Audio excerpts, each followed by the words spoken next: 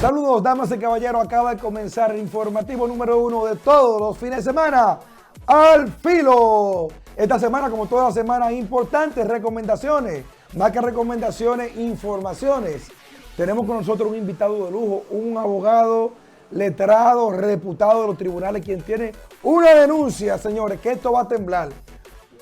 Vaya de las Águilas, le queda chiquito con la denuncia que va a hacer el letrado hoy, Amadeo Peralta, hoy aquí con nosotros. Pero primero vamos a pasar con los comentarios. Amigos de Al Filo, ya estamos aquí en el set de los comentarios. Esta semana, importantes temas que fueron trascendentes durante toda la semana. Y uno de ellos es el rebrote que hemos tenido del COVID-19 en toda la geografía nacional. Por ejemplo, el viernes pasado, que es el dato que tengo aquí en la mano, con 8,000 muestras, 855 casos. ¿Saben por qué tenemos un rebrote de los casos? Sí, porque los casos llegaron a estar en 150, en 80, en 100, en 120, en 200. Y vemos cómo de ahí aumentó a 200, a 300, a 400, 800. El jueves pasado, inclusive, estuvo en 1,000 y algo. Y el lunes o el martes pasado, la semana pasada, también llegaron a estar inclusive en 1,200 y 1,300 casos. Yo creo que las autoridades tienen un gran reto con este tema de los controles del COVID. A mí en lo personal me preocupa mucho de que yo no he visto, si usted la ha visto, pues usted, ojalá que usted pueda ayudarme. Yo no he visto una sola medida diferente a lo que hizo el gobierno de Danilo Medina para erradicar o para detener el avance o el contagio del COVID-19, como SARS-CoV-19, como es conocido médica o clínicamente.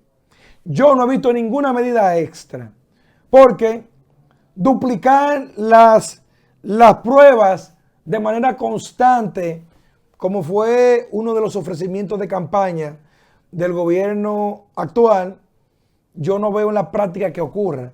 Si se fijan, cuando se hacen muchas pruebas, salen muchos casos. Por ejemplo, el caso del viernes, que le acabo de explicar, con 7,000, 8,000 muestras, 800, 1,000 casos. Pero se están haciendo las mismas pruebas que hacían antes, 2,000, 3,000, 4,000, 5,000 pruebas. Son lo común que se está haciendo. Entonces yo no sé cuáles son las medidas que se están tomando para detener el brote. Yo lo que creo es que aquí la gente también ya le ha perdido el miedo al COVID-19. La gente, como dicen los urbanos, están desacatados. Aquí nadie le tiene miedo al COVID ya. Bueno, y ustedes, para muestra un botón que ustedes ven mítines y mítines, comenzando por el gobierno y comenzando por los partidos políticos también. Por ejemplo, hay una imagen que se hizo viral esta semana y fue referente al sometimiento de una artista urbana apodada La Perversa, que fue apresada el domingo pasado en Puerto Plata por participar de un circuito y armar un caos con este tema del aglomeramiento. Bueno, pero se hizo viral en el Facebook y en el Twitter de que una semana antes en Sanssouci la Fuerza del Pueblo tuvo una actividad que tenía mucho más aglomeración que esa actividad de esa artista urbana y que no hubo ni un solo detenido. Y es como dice el cuento de la monja. Si es a todos, es a todos. Si es a todas, es a todas. Entonces parecería que desde el Estado hay una política segmentada de que hay culpables e inocentes. El pobre cae preso. Y el que tiene poder político, económico, social, no cae preso. Entonces, vamos a tener como que organizarnos un poquito más en todo esto y determinar o poder ver o mostrar cuál sería la forma correcta, porque nosotros necesitamos que existan más controles, pero yo no creo que los controles adecuados hoy sean lo que está planteando el gobierno con 45 días más de toque de queda, porque eso se está prestando a muchas cosas. 45 días más de estado de emergencia estamos diciendo que sigue la fiesta. 71 licitaciones de emergencias en este periodo de los últimos 20 días del gobierno. ¿Qué tiene que ver una cocina, la comida de una institución con el gobierno? ¿Qué tiene que ver la transmisión de un programa de televisión con emergencia? ¿Qué tiene que ver la compra de lápiz y papel, hojas, con emergencia? Pues déjeme decirle, las instituciones públicas están de su cuenta haciendo licitaciones a diestra y siniestra sin ningún tipo de control basado en el estado de emergencia, e instituciones que no tienen nada que ver con el estado de emergencia haciendo actividades como si estuvieran en emergencia. Entonces, el gobierno pensó hacer una reforma fiscal o manda un presupuesto deficitario, un presupuesto donde obligatoriamente hay que tomar más empréstito, como el que hemos tomado en el día de hoy, que hemos tomado más de 5.000 millones de pesos, a la sazón más de 50 millones por día, en lo que lleva el gobierno del PRM, este gobierno que tanto habló del endeudamiento. Y es hasta cínico, porque decir que todos los préstamos que se tomaron es culpa del gobierno de Danilo, es como que uno se ría, porque Danilo no provocó pandemia del COVID-19. Mantener o quitar los programas sociales no es culpa del gobierno pasado. Tomar prestado para transporte como tomaron no es culpa del gobierno pasado. O para cualquier otra cosa. Entonces yo creo que aquí tienen que ponerse las pilas. Aquí hay que liberar ese encierro que tenemos.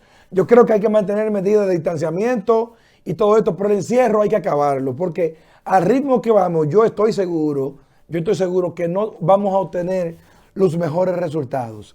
Y déjeme decirle, ese 24 y ese 31 con toque de queda, yo no sé si sea una buena idea mantener el toque de queda para el 24 y para el 31. ¿Ustedes saben por qué? Porque aquí la gente no va a dejar de movilizarse. La gente no va a dejar de hacer sus fiestas. La gente no va a hacer ninguna cena a las 12 del día. Que en este país eso es comida, eso no es cena. Y es tradición del pueblo dominicano. Y yo creo que no nos pueden quitar ni robarnos hasta las tradiciones dominicanas, la cultura, que es el alma de los pueblos, la cultura. Conjunto de normas, reglas y principios, como si fuera también una ley, la cultura. Una cultura tan rica como tenemos nosotros, merenguera, guarachera, bachatera, romera, cervecera. Sí, porque es un pueblo alegre, que baila, que goza y que a sus fiestas se la vacila, en términos populares, o mejor dicho. Entonces yo creo que con este tema del COVID tenemos que hagan algo nuevo, algo que pueda retener. Por ejemplo, yo digo, y es una teoría muy personal, que hasta que el COVID no se detenga en la capital y en la provincia de Santo Domingo, será imposible detener el COVID. ¿Saben por qué? Porque una gente viene de Asua y en Asua hay poco COVID y viene a la capital donde hay mucho, y la capital que recibe millones de visitas al día de automóviles, motores y demás. El que viene se contagia y lo lleva para la provincia. Y siempre vamos a tener COVID. Aquí hay que poner control aquí en la capital. Más rigurosidad, más controles de salud pública y más controles desde el Estado dominicano. Wow.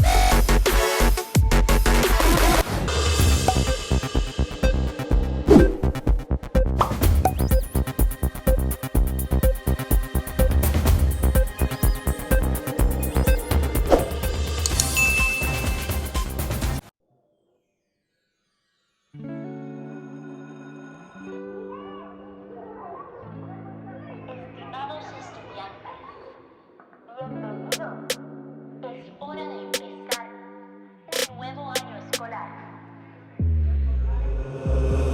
uniforme que tú quieras. La escuela está en el patio, la sala, el cuarto, la escalera. Agarra tu folleto, prende la televisión. Todo por la educación. Todos los muchachos de tu promoción ya aprendieron la radio por la educación. Y tú cogiendo los bastones, no te quedes atrás, vamos para la graduación. En tu casa, aprende y comprende. Con tus padres, aprende y entiende. Con la profe, aprende y comprende. Rota en tu mano, vamos, de ti depende. En tu casa, aprende y comprende. Con tus padres, aprende y entiende. Con la profe, aprende y comprende. Rota en tu mano, vamos, de ti depende. Todos por la educación.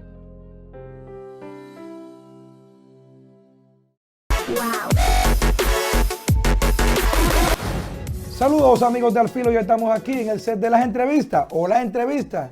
En el día de hoy tenemos con nosotros a un abogado, un buen amigo, letrado, ¿verdad? Un litigante de los tribunales de la República Dominicana. Tenemos con nosotros al buen amigo, abogado Amadeo Peralta. Amadeo, o Peralta, o letrado, como usted quiera que le diga. Bienvenido a su programa Al Filo.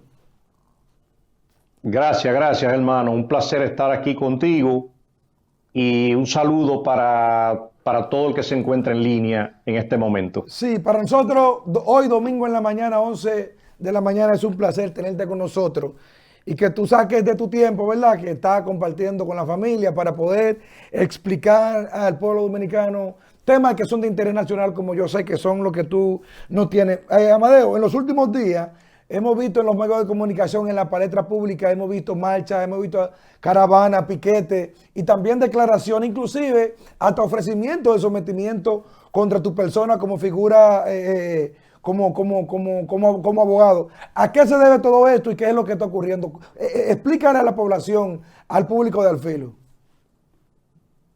Mira qué ha estado pasando en Punta Rusia y en la Ensenada. Nosotros de manera responsable hemos estado denunciando todo lo que un diputado ha estado haciendo en esas comunidades en contra de la ley, violando la ley penal, pero violando la ley de registro inmobiliario y cometiendo muchos tipos de barbaridades. Pero ese diputado, al igual que su abogado, han elegido el camino de la personalización de un tema legal y si tú te das cuenta, no hablan del tema legal, no te hablan de la denuncia, no te hablan de que se abra una investigación sobre lo que ellos están haciendo, mas sin embargo te desvían el tema a asuntos personales, a los cuales yo estoy en la total capacidad para enfrentarlos. ¿Y por qué te digo eso? Yo, en una ocasión, en Punta Rusia y en la Ensenada, yo de hecho tengo una propiedad allí, y construí una casa. Esa casa, en un momento dado, una banda me la quería robar. Ahí empieza mi denuncia. Si usted no ha puesto un peso en una casa y donde yo estaba titulado por el Instituto Agrario Dominicano, ¿cómo puede venir una banda? Ese es el nombre que yo le voy a seguir poniendo a la mafia, que incluye inclusive a los abogados, ya que ellos lo están personalizando.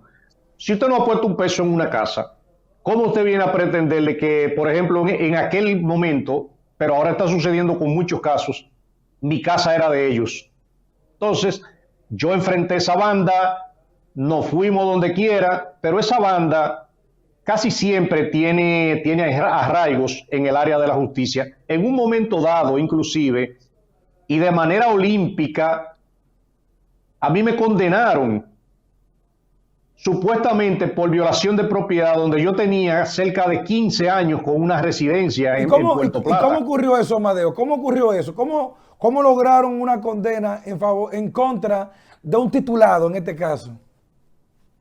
Lo que pasa es que, como te estaba diciendo, esos grupos mafiosos se conectan en la fiscalía, se conectan en los tribunales, y si un día el Consejo del Poder Judicial se hubiese detenido a leer nada más cómo presentaron la querella, esa querella había que rechazarla hasta por problemas de la redacción. No cumplía con ninguno de los preceptos del Código Procesal Penal. Pero ¿qué pasa?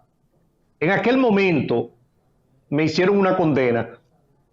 Luego, ahí mismo, a pesar de yo tener toda mi titulación del Instituto Agrario Dominicano y no haber penetrado a esa propiedad, luego yo tengo un título precisamente de los que tienen la mafia.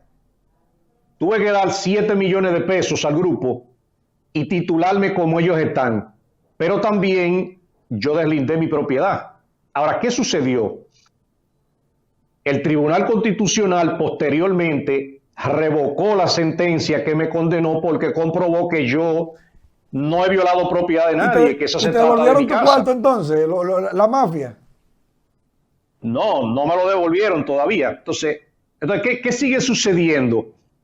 Fíjate que yo soy responsable de la siguiente manera, como no lo es el bandido que anda diciendo eso. Fíjate que yo soy responsable. Admito que me condenaron, que fui víctima de una mafia. Aquí hay mucha gente que la han condenado sin haber hecho nada. Sí, en Puerto Plata. Fui víctima de la mafia. Puerto Plata y Higüey, eso es algo normal con ese tema de terreno. Sí, me titulé con los títulos de la mafia y hoy soy responsable para decir que el título que yo tengo deslindado de mi propiedad, que se lo compré a la mafia, no sirve, como no sirve ninguno de los títulos que él tiene. Entonces, si tú te das cuenta, ellos siempre te están desviando el tema. ¿Cómo al día de hoy esa mafia se ha deslindado, se ha robado la playa La Ensenada?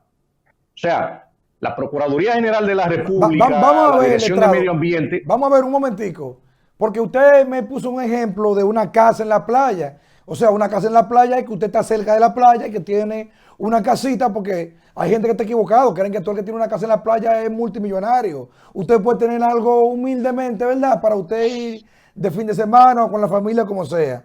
Pero usted me está haciendo una denuncia mayor. Usted me está diciendo que se han robado una playa completa, como que se robaron Boca Chica entero, por ejemplo.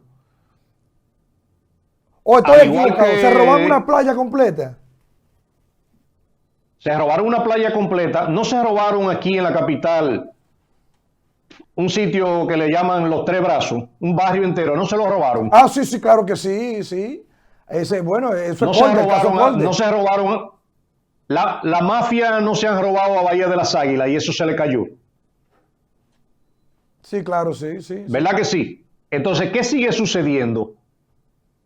Al día de hoy, ni el diputado ni el abogado se quieren referir al robo mediante un deslinde administrativo que se han hecho de la playa La Ensenada y de muchas propiedades en la zona. Pero el caso sigue más grave de ahí. Al señor Ramón Reynoso, un vecino que yo tengo allá, con 25 años, con una residencia posiblemente valorada en 30 millones de pesos, la mafia, ese es su nombre propio, al igual que a otro que le dicen Fausto el Gato, la mafia se deslindó la casa propiedad de Ramón Reynoso mediante un deslinde administrativo. A Ramón Reynoso lo sacaron de su casa. Pero vamos a ver, un deslinde administrativo. Vamos a comenzar de cero como que estamos estudiando. Primero, ¿qué es un deslinde administrativo? Para que la gente entienda. Exacto. Para el que no sabe, el deslinde administrativo es un deslinde que te aprueba un funcionario en su escritorio. Tú le presentas una documentación y tú le dices, la casa de fulano es mía, la de fulano, aquella casa es mía y ese terreno es mío. Y el funcionario, el director regional de mensuras catastrales, que tiene la obligación de verificar y comprobar eso. Claro, sí. Hacer el peritaje de censo. Inclusive la ley te obliga a colocar letreros de manera visible durante un tiempo en la puerta de la propiedad, pero nada de eso lo hicieron. Entonces aprobó el deslinde administrativo de 56 propiedades y al día de hoy Punta Rusia y La Ensenada es un robo masivo de residencias que hay allá. Pero todo eso inclusive donde algunas autoridades en principio se hicieron de la vista gorda y esa mafia compuesta por ese diputado de hecho había mantenido arraigos con algunos fiscalizadores en Puerto Plata para que a personas que ellos les robaban la propiedad, lo sacaban de la casa, inmediatamente lo acosaban con una querella o con varias querellas. Ahí hay un caso, por ejemplo, de un señor que le llaman el Buzo, que le quemaron un restaurante y el Buzo señala quién se lo quemó. Pero el Buzo también señala ¿Quién fue con una pala mecánica y de manera ilegal le terminó de destruir el restaurante y le destruyó 2 cabañas? Entonces, si tú no tienes una orden, por ejemplo, de fuerza pública, una sentencia que ordene un desalojo de una propiedad, tú no puedes, porque a ti te dé la gana, porque tú eres diputado, porque tú eres el dueño de este país, presentarte a una propiedad de nadie a desalojarlo y a demolerla. ¿O en qué país estamos viviendo? Vamos a ver entonces, porque aquí hay un tema que yo sé que los amables televidentes, principalmente en Santiago, Puerto Plata, La Vega, Samaná, toda la región norte, el noreste y noroeste también. Este es un programa que tiene mucho rating en esta zona porque el canal es propio de aquí, de Santiago. Entonces, tú me estás diciendo que es una mafia organizada que está compuesta por fiscales, diputados, directores regionales o provinciales catastrales. Pero comenzando entonces por el diputado. ¿Es un diputado actual el que está operando toda esta mafia como tú señalas? Mira, dentro de la obtención irregular de títulos, hay muchas personas inclusive que no saben que pusieron títulos a nombre de él y que el Archivo Central ante la Jurisdicción Inmobiliaria ha denunciado, por escrito, mejor dicho, ha certificado que los títulos que le dieron origen no se encuentran registrados en los archivos de la Jurisdicción Inmobiliaria. Entonces yo le pregunto al que no sabe, si el propio registro de títulos dice que el título que tú tienes en la mano no está registrado en sus archivos, ¿qué sucede con ese título? Definitivamente el título está en el aire. Sí, claro, ahí hay no una tiene delincuencia. Exacto. Entonces, a raíz de esos títulos que no se encuentran asentados en la jurisdicción inmobiliaria, se realizaron algunos traspasos por parte de personas, te reitero, que no saben que tienen el título a nombre de ellos y lo traspasan a nombre de Franasil, una compañía de carpeta, propiedad de Abraham Selman, allá en Puerto Plata.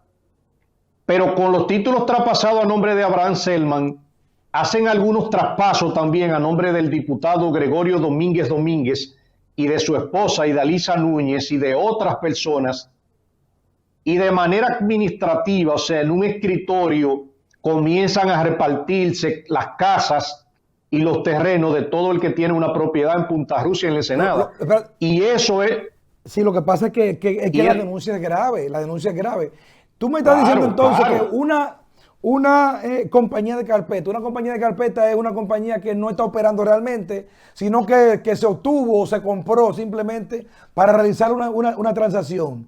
Entonces un señor de apellido Selman se beneficia cada vez que traspasan, y un diputado actual. ¿Y de dónde el diputado? ¿De La Vega, Santiago, de Puerto Plata? ¿De dónde está el diputado? No, ¿Qué parte de esta mafia? No, el diputado es de Santiago, se llama Gregorio Domínguez Domínguez. Y yo soy el que te digo de manera responsable. La mafia logró que en un momento dado a mí me condenaran y yo logré que el Tribunal Constitucional revocara esa decisión.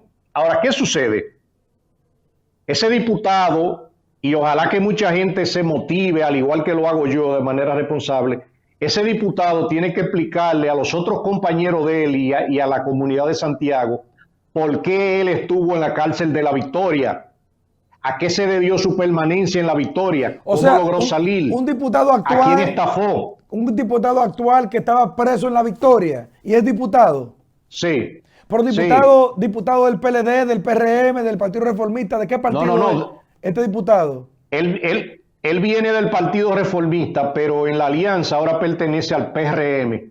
Entonces, como yo te digo, todo lo que yo te estoy diciendo será comprobado. Mira, será comprobado hoy, mañana, pasado, el mes que viene o el año que viene.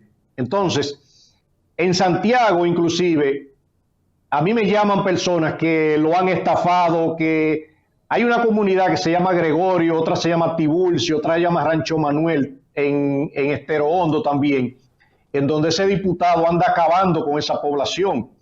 En Punta Rusia y en la Ensenada se han encontrado con una gente como yo que no le tiene miedo y que lo va a denunciar en cualquier escenario que ellos quieran. que me pongan querella en el colegio de abogados. ¿Ha tenido usted algún, teme por su vida? ¿Alguien le ha tratado de coartar todo lo que usted está denunciando? ¿O ha tenido que cuidarse porque ellos están dando seguimiento? ¿O algo que tengan que denunciar? Aproveche este espacio, que es un medio público muy bien visto, porque si algo le pasa, es bueno que la gente sepa qué ha pasado. Definitivamente, y agradezco tu pregunta.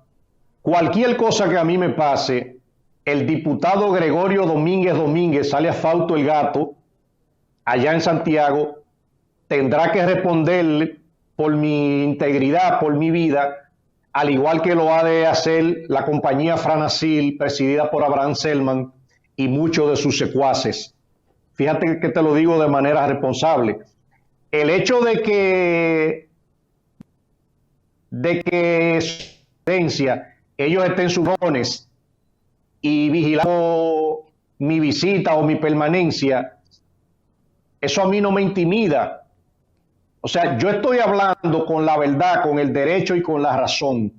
Y en virtud de eso, tanto la Jefatura de la Policía Nacional como el Ministerio de las Fuerzas Armadas y todos los organismos de seguridad del Estado también a mí me deben garantía, porque yo soy un abogado que me he caracterizado por ser un abogado honesto y estoy denunciando una mafia que hay en esa jurisdicción.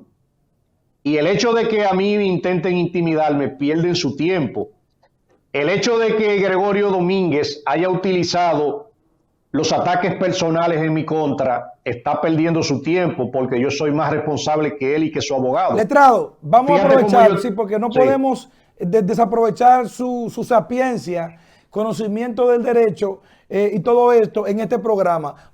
A mí me gustaría ver un poquito todo este tema de los sometimientos que está haciendo o que va a hacer la Procuraduría General de la República, igualmente el caso de Brecht, que está en una etapa ya bien avanzada. Me gustaría ver que usted me hable sobre todo eso. Pero vamos primero a hacer una pequeña pausa para cumplir con algunos compromisos comerciales y regresamos en breve para ver qué es lo que está pasando, cuál es la opinión de usted como experto en derecho sobre todos estos temas. Pausamos. Wow.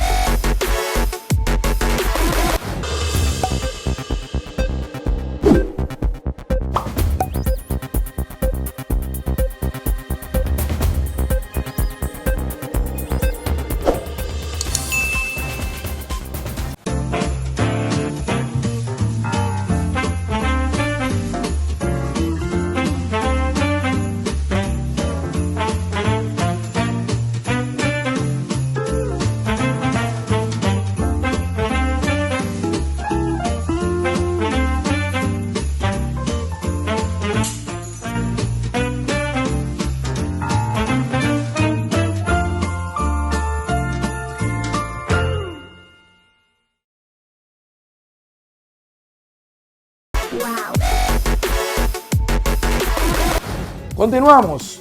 Antes de irnos a la pausa, Amadeo, decía que no podíamos desaprovechar tu presencia, aunque tú estás en este espacio ahora mismo haciendo una denuncia muy grave y que yo sé que las autoridades que también le dan seguimiento a este programa se van a hacer eco.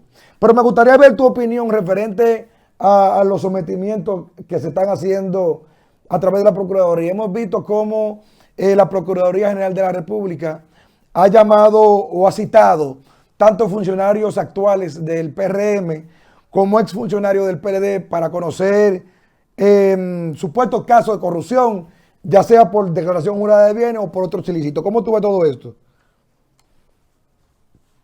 Mira, en relación con esos sometimientos que se están procesando, lo primero que yo te diría es que el país se jaltó de la impunidad. El país votó inclusive por un cambio, pero ese cambio estaba vinculado precisamente a que esos casos de corrupción no quedaran impunes. Al día de hoy, tengo por entendido que la Procuraduría General de la República está a la espera de auditorías, pero las auditorías de la Contraloría General de la República, que son las que han de salir primero que la de la Cámara de Cuentas. cuando la Contraloría General de la República constate y verifique la ocurrencia de ilícitos en algunas instituciones, será suficiente para pedir medidas de coerción y atar a varios exfuncionarios al proceso. Al final de cuentas, la auditoría de la Cámara de Cuentas será la determinante para depositar una acusación, pero entre lo que se pide medidas de coerción y se deposita una acusación puede transcurrir fácilmente 8 meses y hasta un año, y da tiempo a que salga esa auditoría. República Dominicana, el país entero, necesita ver desfilar por el banquillo de los acusados a cualquier funcionario o exfuncionario que se haya robado el patrimonio del Estado, el patrimonio público. Y yo te puedo decir inclusive que estoy participando de la mano del Estado también en una investigación de un caso que si deciden procesar a varios exfuncionarios con los expedientes de esa institución, hay algunos que cuando yo los veo, yo digo, fulano no va a salir nunca de la cárcel con las cosas que yo he visto. Amadeo, pero sucede algo, por ejemplo, si la Cámara de Cuentas, si la Contraloría General de la República se atribuye el poder para hacer auditorías para fines judiciales, ¿no tendría entonces que someter a la justicia la propia Cámara, su propio órgano que tiene representación en esa institución? Por ejemplo, cuando el Ministerio de Obras Públicas, por poner un ejemplo, hace un expediente, tú tienes una oficina de la Contraloría General de la República que valide ese documento y lo da como bueno y válido. De la propia Contraloría hacer una auditoría condenando ese proceso como negativo, ¿no sería una autoincriminación? Porque la misma Contraloría tuvo que aprobar ese proceso. Mira, recuérdate que nosotros salimos inclusive de un gobierno en donde la lógica y lo que se veía era que la corrupción andaba en primer orden. Entonces, yo conozco casos, por ejemplo, de auditorías que se hicieron compradas, de funcionarios inclusive que salieron de sus instituciones y se intentaron blindar con auditorías como trajes a la medida. Esas auditorías, si se realizan de nuevo y contradicen a la primera, ahí hay problemas serios. Pero también, cuando yo te menciono la palabra para solicitar medidas de coerción, el juez coordinador del juzgado de instrucción solamente necesita una cintila probatoria que pueda vincular a ese exfuncionario o al funcionario con el delito al cual se le atribuye, y con eso basta para solicitarle medidas de coerción. Por eso, cuando te menciono que se estaría a la espera de auditorías de la Contraloría, es porque precisamente los hallazgos que ella contengan son determinantes y no puede inclusive variar mucho la auditoría final que haga la Cámara de Cuentas. Es un tema que hay que cogerlo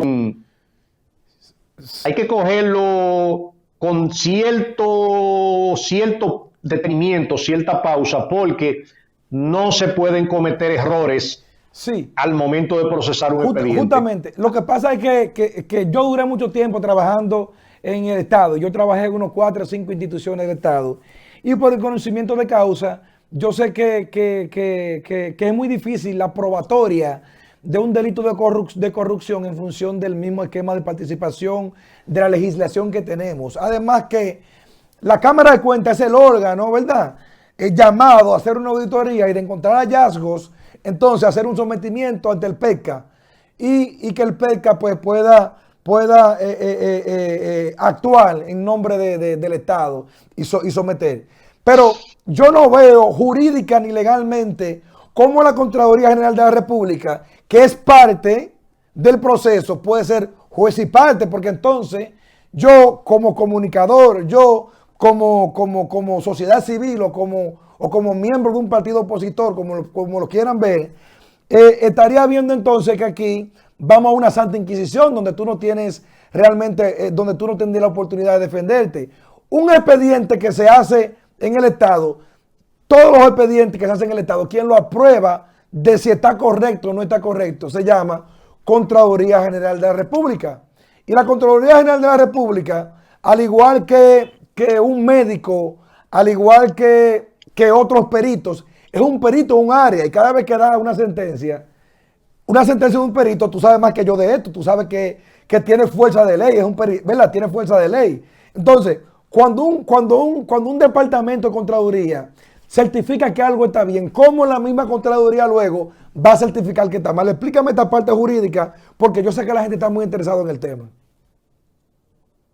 Bueno, ahí se va a generar un pequeño debate si ciertamente, como hablamos ahorita, el funcionario tenga en la mano una auditoría que haya realizado la Contraloría dando fe de que tal obra fue bien ejecutada.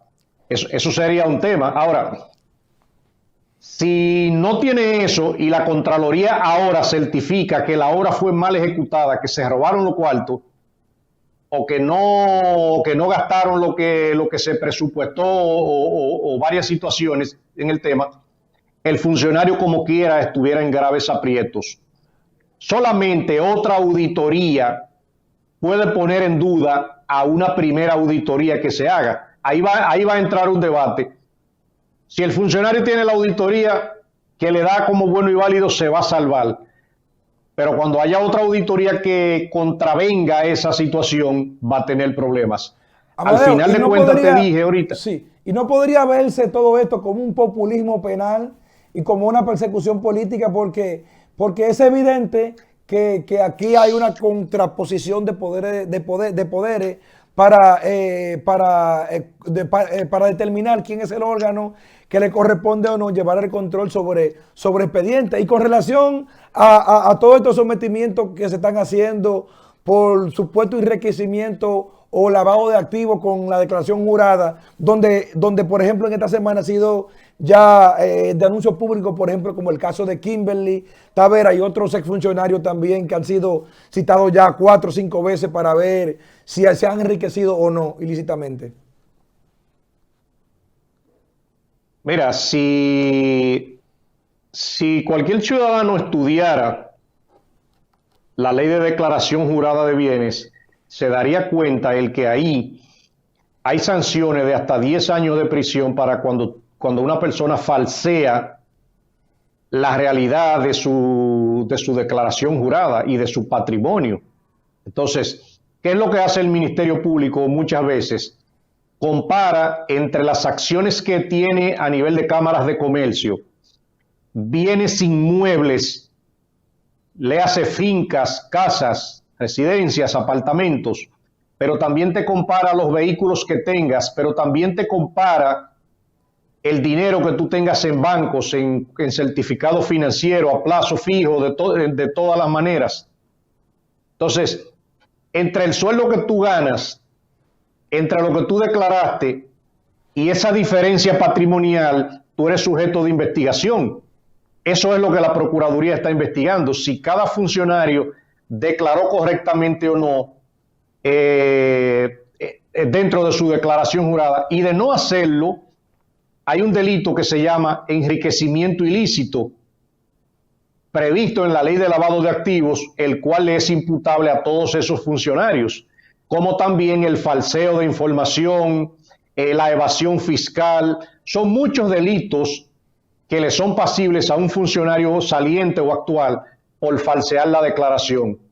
De hecho, la Contraloría General, la Cámara de Cuentas tiene un departamento de seguimiento a la realidad de las auditorías, y ese departamento tiene la facultad para solicitar la información financiera a cualquier entidad en República Dominicana sobre un funcionario, pero siempre es para validar el que todo esté correcto. Hay muchos funcionarios que hasta por el rumor público, todo el mundo sabe que se han enriquecido ilícitamente. Sí, por ejemplo, a propósito a lo mejor sin mencionarte nombre. Sí, a propósito de enriquecimiento ilícito, llama mucho la atención que, bueno, la población o la percepción de mucha gente que muchos exfuncionarios se llevaron o se robaron mucho dinero, ¿verdad?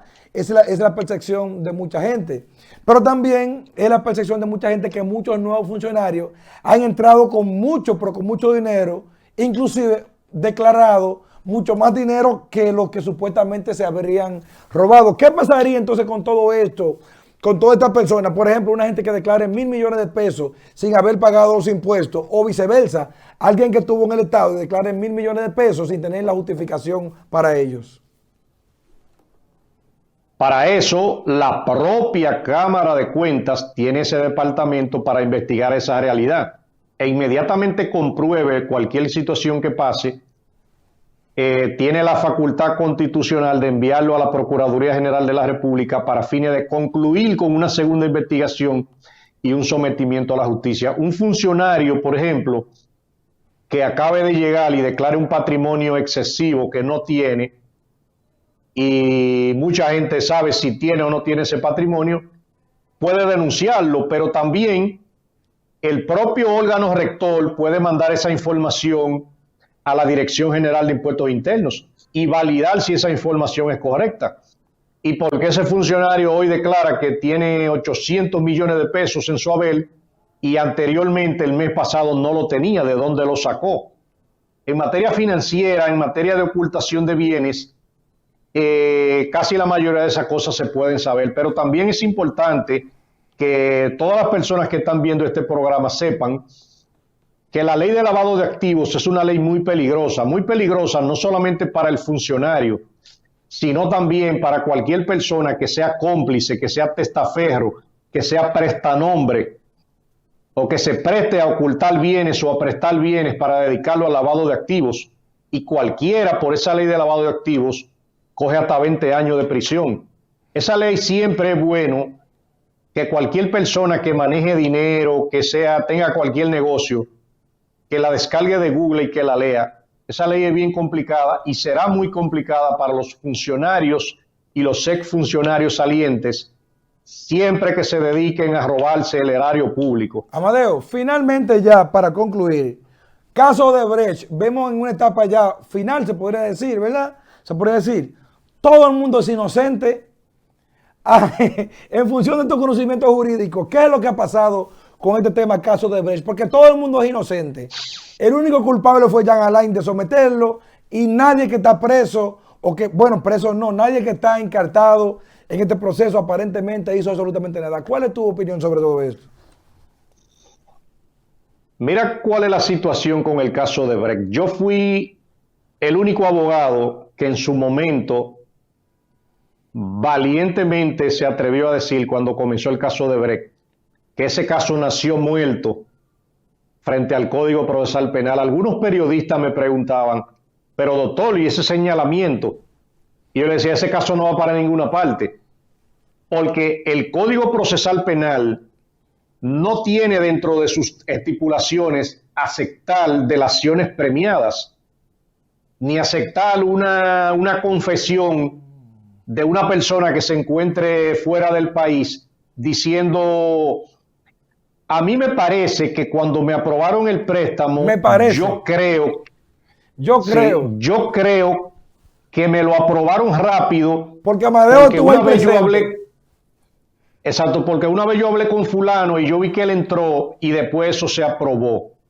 O sea, una declaración como esa no sirve para nada en el Código Procesal Penal. Yo ejerzo el derecho penal, me fajo a leer, me fajo a estudiar y vivo en el día a día del derecho penal. Y por eso dije de una vez, eso no va para ninguna parte, porque yo llevo casos en donde hay imputados que tú tienes que hacer lo posible por demostrarle al juez 5 veces más allá de toda duda razonable el que él cometió el delito. Tú tienes que probárselo de una manera, de la otra y de la otra y de la otra. Entonces, una persona que tenga esa información premium para hacer la delación tiene que estar presente. No será nadie condenado entonces, no será letrado, no será nadie condenado, ni Díaz Rúa y Pitalúa, que tienen 500 pruebas supuestamente, y Rondón. Por el tema de sobornos, ahí tienen que dictar auto de no al lugar contra todo el que está en ese proceso. que fuera de ahí, ese proceso intenten alimentarlo, por ejemplo, con otras figuras jurídicas como el enriquecimiento ilícito o como la evasión fiscal, ya esos son otros 500, pero el tema principal es el tema de sobornos por la suma de 92 millones para la contratación de obras. Entonces, así, tienen que soltarlo a todos, porque ellos no han cometido ningún delito y no hay nadie que se lo haya demostrado. Y se lo digo jurídicamente. Ese testigo, por ejemplo, Marcos Vasconcelos, si tenía alguna información, tenía que estar aquí en República Dominicana ofreciéndola de manera personal y diciendo, yo le di a fulano tanto y yo le di a fulano tanto, y tiene que someterse al debate y al careo de las pruebas. Y si ustedes se dan cuenta, inclusive, hasta los jueces del primer tribunal colegiado rechazaron el que Marcos Vasconcelos sea citado porque tampoco fue aportado como pruebas del Ministerio Público. Entonces, hay etapas procesales que hay un momento donde tú puedes aportar pruebas y hay otra donde ya está cerrada. Ahí, las juezas del primer tribunal colegiado actuaron en derecho y rechazaron la presencia de Marcos Vasconcelos porque traerlo de Brasil le puede conllevar a ese proceso posiblemente 3, 4, 5, 6 meses. Si él dice que no viene para acá, hay que tramitar una orden de arresto, hay que tramitar una orden de extradición. Y al final, ¿qué va a decir Marcos Vasconcelos? Lo mismo que dijo. Bueno, yo en realidad yo no vi a nadie, yo me imagino, yo veía que salía muy rápido. Al final de cuentas, eso fue un tollo, el caso de finalmente, las personas que deberían estar no estuvieron. Y las personas que fueron encartados en principio y que fue archivado supuestamente de manera transitoria, pero luego se ha comprobado que fue definitivo. Hemos visto voces dentro de la Fiscalía de decir que van a resometer a estas personas, pero hay un principio jurídico que es prácticamente popular, que es el no bis in idem, ¿verdad? Una persona no puede ser juzgada 2 veces por el mismo delito y ya ellos fueron descargados y archivados. ¿Qué pasaría en este caso? Definitivamente eso es perder el tiempo. Jurídicamente van a seguir perdiendo el tiempo porque a una persona que le hayan dado un archivo definitivo, el caso queda cerrado. Y de hecho la ley es bastante clara en eso. Si hubiesen hecho un archivo provisional con la intención de que si surge algún otro elemento probatorio puedan ser devueltos al proceso, pero en ese caso fueron beneficiados con un archivo definitivo. El archivo definitivo le puso fin a sus procesos. Y de hecho pueden ahorrarse cualquier tipo de palabras o de situaciones que el que está archivado definitivamente ya se benefició de ese proceso. Ahí solamente lo único que yo veo que se puede hacer es el que a las personas a las cuales se beneficiaron del archivo, o mejor dicho, quien otorgó el archivo, pudiera ser investigado de manera disciplinaria para ver si las acciones que cometió contravienen alguna disposición interna del Ministerio Público. Pero en beneficio de los encartados y ya archivados, esa es una situación procesal consumada. Amadeo, muchísimas gracias por estar con nosotros, más que un placer tenerte aquí en este espacio. Y ojalá que esta sea la primera de muchas conversaciones que podamos tener, principalmente con todos estos temas legales jurídicos que vemos que tú lo abordas como si estuviera dando clase en una universidad, para que todos los que estamos de este lado pues podamos aprender. Así que muchísimas gracias por estar con nosotros. Un placer para mí también. Sí, una pequeña pausa y regresamos ya con la parte final del programa. Wow.